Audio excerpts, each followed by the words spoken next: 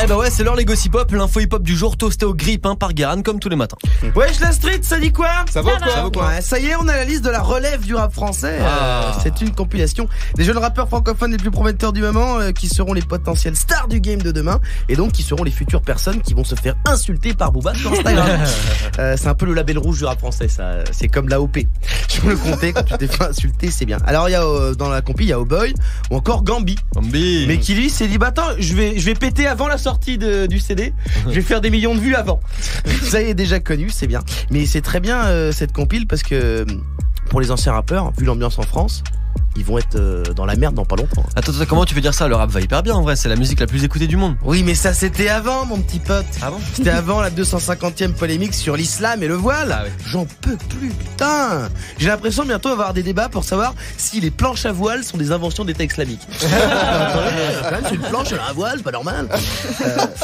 J'ai regardé là les nouveaux critères du ministre de l'Intérieur, Christophe Castaner, pour savoir si quelqu'un est radicalisé. Globalement, 90% du rap français peut se retrouver sur la liste des islamistes. C'est hyper chaud, mon frère. Déjà, faut pas être musulman. Mike, fais gaffe. Fais gaffe, hein. Si t'as une barbe, Morgane, bah t'es préoccupant. Moi, tu me préoccupes. Je suis pas tranquille, moi. Rien que l'autre jour, j'ai pris de la sauce algérienne, je me suis dit, est-ce que je serais pas moi en train de basculer? Non, vraiment, j'ai regardé, si on écoute le gouvernement, Medine et Kerry James, laisse tomber, c'est Al-Qaïda. La Fouine, je lui conseille de remettre sa petite barbichette, hein, parce que là, il a arrêté de se raser, c'est hyper chaud, la Fouine. C'est quand même la Fouine, normalement, c'est un mec cool, c'est un mec qui a fait ça. On m'a dit t'es où? On m'a dit t'es où? On m'a dit t'es où? Quand t'entends ça, normalement, tu te dis bon, c'est un mec qui fait des blagues sur internet, il est sympa, c'est un rappeur, il est rigolo. Et bah dans la France de Castaner, on m'a dit t'es où? Bim, en garde à vue. Et personne n'est épargné avec leur bordel. Genre ils disent si tu dis rien à personne, t'es isolé, c'est suspect. PNL. Faites gaffe les gars, vous parlez un peu. Même Nekfeu, il est louche parce que ok il est sympa, mais est-ce qu'on l'a déjà vu tenir la main à une fille? Je ne crois pas.